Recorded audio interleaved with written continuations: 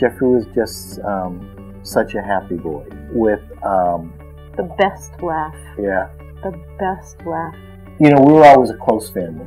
We had many wonderful years together. He had good friends. You know, he had a lot of good friends. And then things started to change a little bit in middle school. I think it was the onset of anxiety or depression. It was never diagnosed, but his mood became darker. Jeffrey's last few days were right after Thanksgiving. We had a wonderful Thanksgiving dinner. Jeffrey had just gotten on new medication, and he was, it really agreed with him. He was just this person that we always knew was there. And he emerged, and we had wonderful conversations. And Thanksgiving was wonderful. Saturday night, he went out with his sister Stephanie. They very rarely did that, but he went out with some of Stephanie's friends.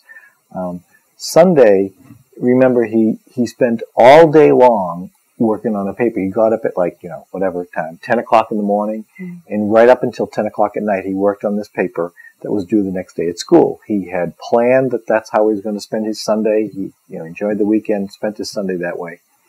Monday, he went into school, went to a couple of classes, handed in the paper. He came home in the afternoon, and you came home, and you saw him. Had a really nice talk with him. Yep. He was getting ready for his next day, doing his homework for the next day. And I didn't come home from work that day because I went to a wake.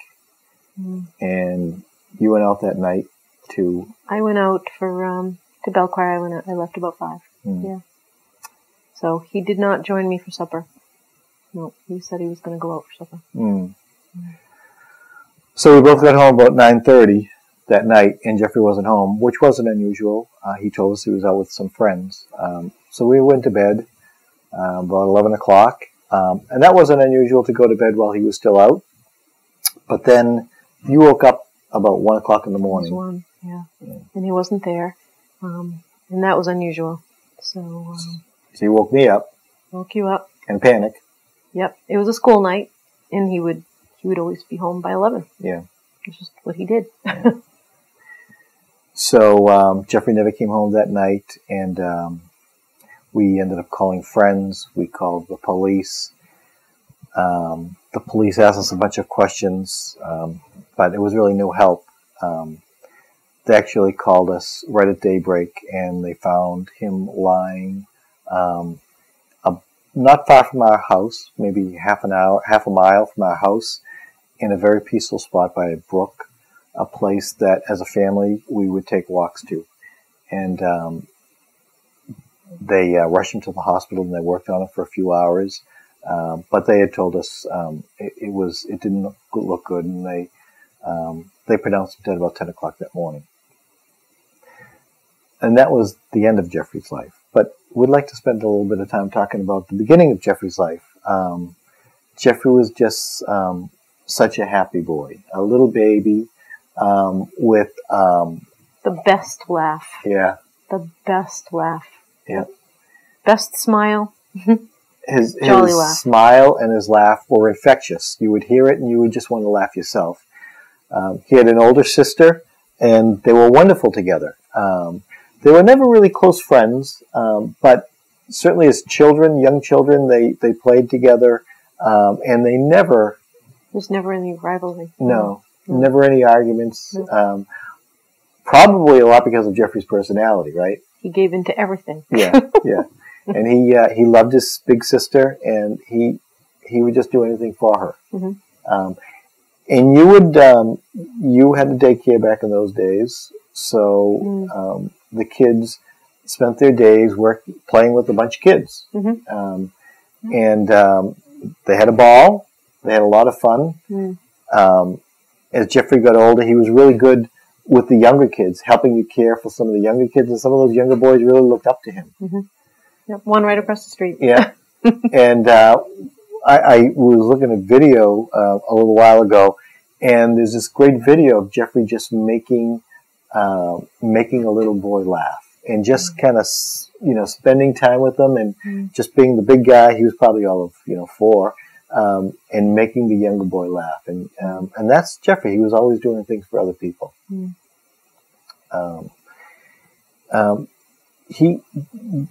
There was always something special about Jeffrey. I remember, we would always go to the mall on Friday night, and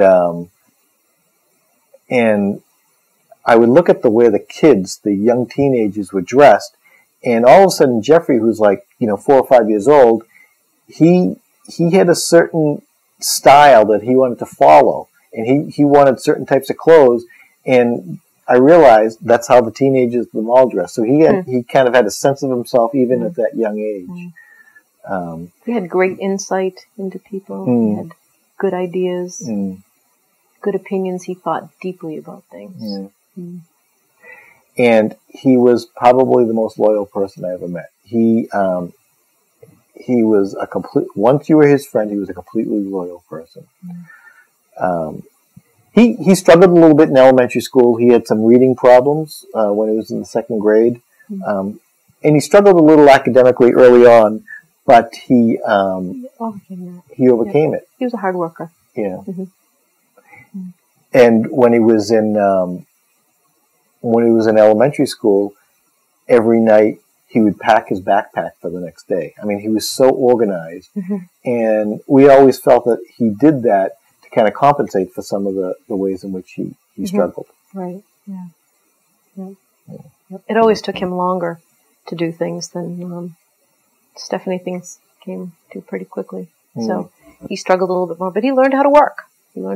So he ended up doing very well because he had learned how to work and be organized. And right through elementary school, he was a pretty happy boy. And then things started to change a little bit in middle school. I think 7th and 8th grade. In hindsight, I think it was the onset of anxiety or depression. It was never diagnosed, but his mood became darker. Maybe 8th grade. Yeah. Yeah, 7th grade was still pretty okay, I think. Yeah. 8th grade into 9th grade. Yeah. He had some physical issues that prevented him from really playing soccer anymore. He really liked soccer, but then it started to be a little painful for him. Yeah, his knee bothered him. Yeah. So he struggled a little bit with that. But he really picked up music. Yeah. He really started his music at that point. He was playing drums and really enjoyed the music and playing with his band. Yeah. That probably started around then. Yeah, in 7th and 8th grade. That's when he started playing the drums. Yep. And it was really a passion for him. Right. And you asked him one time, why do you practice so much? And he said, because I want to be good. And he was pretty good. Some of the neighbors would tell us. We have a neighbor that's a drummer, and he said he enjoyed listening to Jeffrey. And the whole neighborhood could hear when the band came over. And we heard from people that they really enjoyed hearing the band. And frequently, you and I fell asleep to the drums. To the drums, or even the boys over there rocking out. So that was certainly a passion for him. Yeah. And, we were always a close family. We frequently had dinner together as a family. We were certainly involved in their lives. You had campfire with the kids when they were little. And you coached. I coached basketball and soccer. And we were just really a part of their lives. We took family vacations together. We had a wonderful family. We had many wonderful years together. And I can't say we have any regret about the amount of time we spent with our children because we did spend a lot of time with them. It was a good time. Yeah. And his friends, he had good friends. He had a lot of good friends. Never noticed the typical thing from the onset of depression, where they would change friends or really. Yeah, so some of the things you hear about people who suffer from depression is they're withdrawn, they don't have friends, they stay in bed all day, and that certainly wasn't the case with Jeffrey. No. But in hindsight, there were some signs. He would say that he had trouble sleeping. He would say sometimes, "I didn't sleep at all last night," and we would laugh at that. So he probably slept a little bit, but he certainly he did have trouble sleeping. We've come to find that's a sign of depression. Yeah, or bad dreams. Yeah. He would mention that. Right.